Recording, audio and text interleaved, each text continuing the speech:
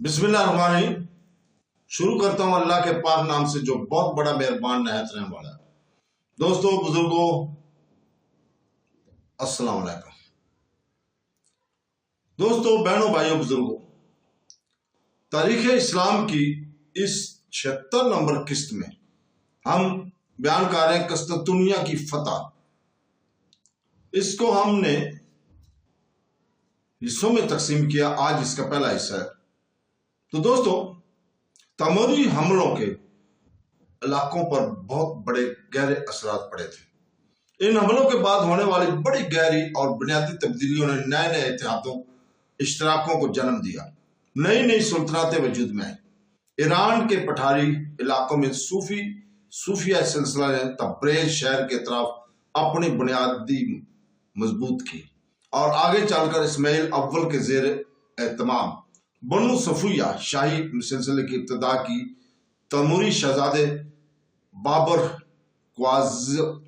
अजबो को ने समरकंद से निकाल दिया तो वो पहले काबुल पहुंचा, फिर यहां से दिल्ली आया जहां इसने एक अजीम मुगलिया सुल्तनत की बुनियाद रखी। उस्मानियों ने अपने यूरोपीय पनाहगाहों से निकल आए, एक बार फिर अनातोलिया पर हमला किया और वहां अपनी गिरफ्त मजबूत कर ली। सन 1453 में उन्होंने बाज़ंतीनी शहनशाह के सदर मुकाम कस्तुनिया को फतह किया। इसका नाम इस्तांबुल रखा। इसी शहर को उन्होंने अपनी फैली हुई सुल्तनत का सदर मुकाम बनाया। उस्मानियों, सूफियों और अजीम मुगलों ने एशिया और यूरोप के तवील तरीन बड़ी इलाकों पर पूरे 300 साल तक अपनी गिरफ्त मजबूत रखी। 1680 में उन्होंने कलकत्ता से लेकर यूरोप के वियना के दरमियान सारे इलाकों पर अपना तसल्लुत और दबदबा कायम कर दिया। जदीद दौर के मुसलमानों की सियासत और तहजीब इन्हीं तीनों सुल्तनत की विरासत है, इन्हीं से बराह रास्त मुंसलिक रही है। तो दोस्तों, अनकरा की जंग ने अनातोलिया में तुर्कों की फौजी ताकत का खात्मा कर दिया। बायजीद अव्वल, जिसे इस दौर के नेपोलियन की हैसियत से याद किया जाता है, को गिरफ्तार कर ले गया और वो तैमूर की कैद में ही वफात पा गया। तैमूर का नज़ूल अचानक इस वक्त हुआ जब कस्तुनिया का बायजीद के हवाले करने के लिए बाज़ंतीनी इसके साथ बातचीत कर रहे थे। अनकरा की जंग ने बाज़ंतीनी सदर मुकाम की फतह को 50 साल तक मुलतवी कर दिया। तैमूर के हमलों ने इस दौर की तमाम सुल्तनतों, शहनशाहों और बादशाहों का मुकम्मल तौर पर खात्मा कर दिया। सिर्फ तुर्क ही थे जो न सिर्फ इन जबरदस्त हमलों के बावजूद साबित कदम रहे, बल्कि एक बार भी अरूज हासिल किया, अपने पुराने खोए हुए इलाकों को फिर से हासिल किया।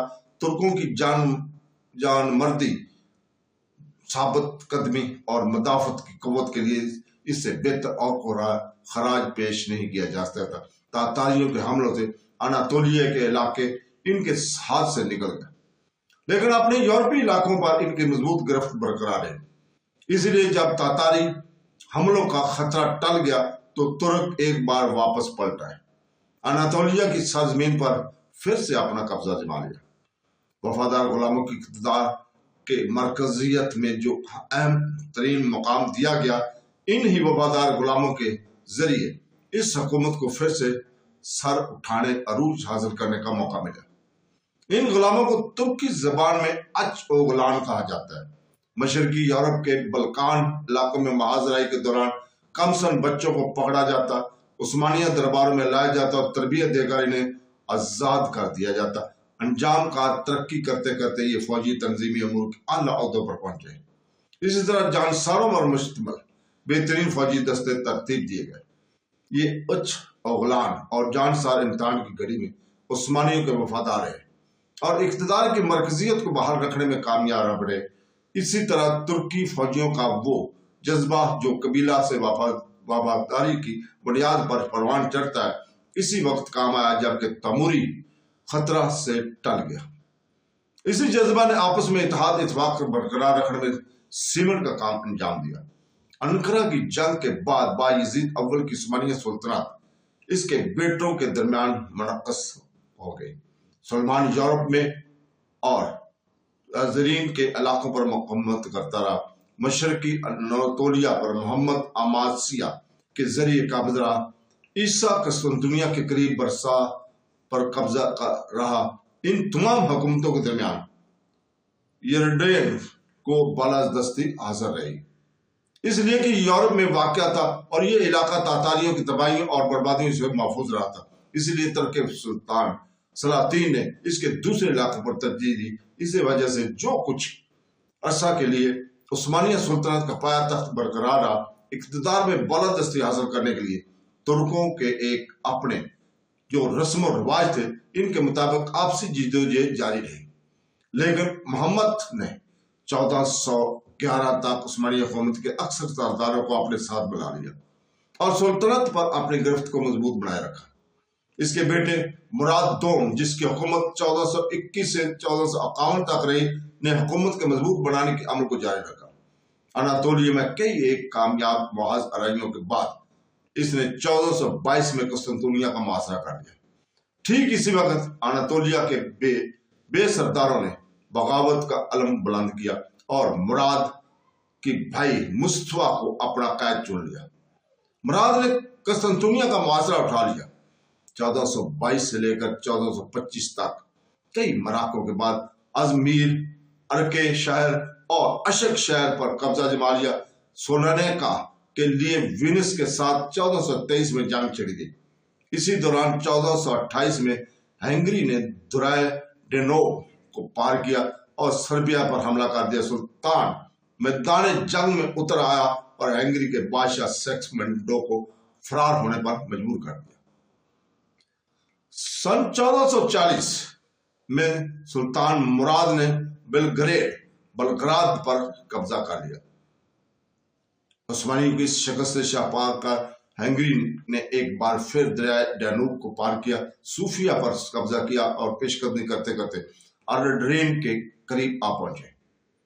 سن 1447 میں مراد الزرادی کی میدان جنگ میں حملہ آور فوجوں کے مقابلے کے لیے اتر آیا اور انہیں ابرتناک شکست دی۔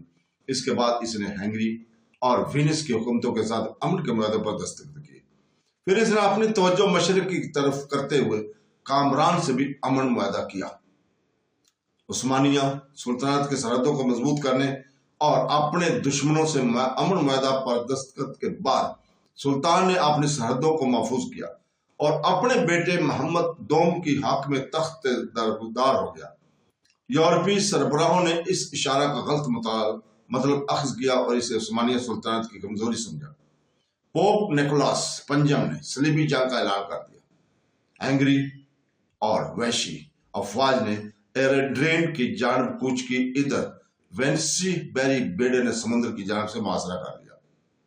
بزرگ صلاح کاروں کے مشوروں پر عمل کرتے ہوئے محمد دوم نے اپنے والد مراد سے درخواست کی کہ وہ سب توشی سے واپس لوٹ آئے اور افواج کی کمال سنبھالے۔ اس ذمہ داری کو ایک بار پھر سنبھالنے سے ہچکچاتے ہوئے مراد نے کہا، اب حکومت کرنا محمد کی ذمہ داری ہے۔ محمد دوم نے اپنے والد بزرگوار کو لکھا، اگر آپ سلطان ہیں تو افواج کی کمال سنبھالنا آپ کا فرض ہے۔ اگر میں سلطان ہوں تو آپ کو حکم دیتا ہوں کہ انہیں اور اس قیادت کا بیڑا اٹھائیں۔ اس حکم پر مراد ایک بار پھر واپس آیا۔ اس کے زیر کمان ترکی افواج نے ورسا کے میدان جنگ میں لاطینی افواج کو ابرتناک شکست دی۔ یہ فتح تاریخ میں ایک انتہائی اہم سنگ میل راہ کی حیثیت رکھتی ہے۔ سن 1414 میں ورنا کی جنگ نے قسطنطنیہ کی قسمت پر مہر لگا دی، اس لیے کہ ان کی جانب جانے والی تمام راہیں ترکیوں کے قبضے میں آ گئی۔ 1448 میں ہنگری کی افواج نے ایک بار پھر سلطنت عثمانیہ میں گھسنے کی کوشش کی، لیکن اس حملے کو آسانی کے ساتھ ناکام بنا دیا گیا۔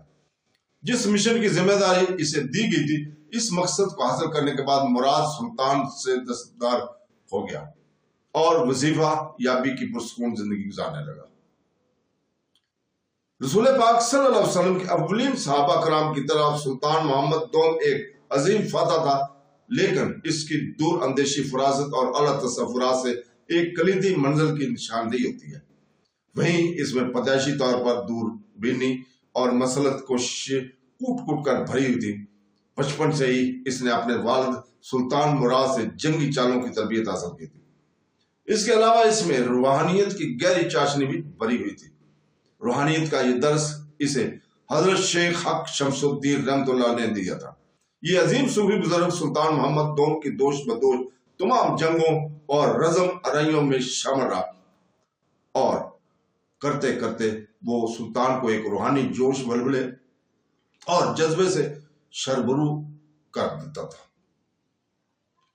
روحانیت سے بھرے پرولو نے ہی تو جو انسانوں کے معفوق الفطرت کا کارنامہ انجام دینے پر افسایا کرتے تھے۔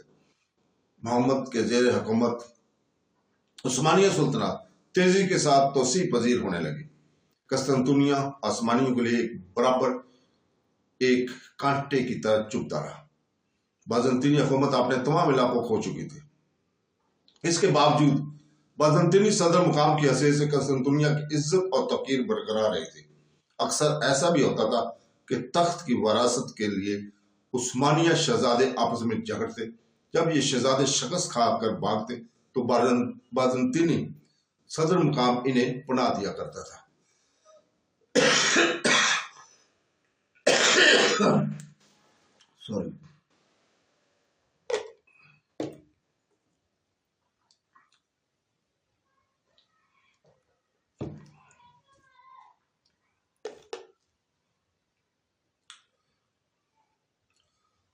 سوری ہم بات کر رہے تھے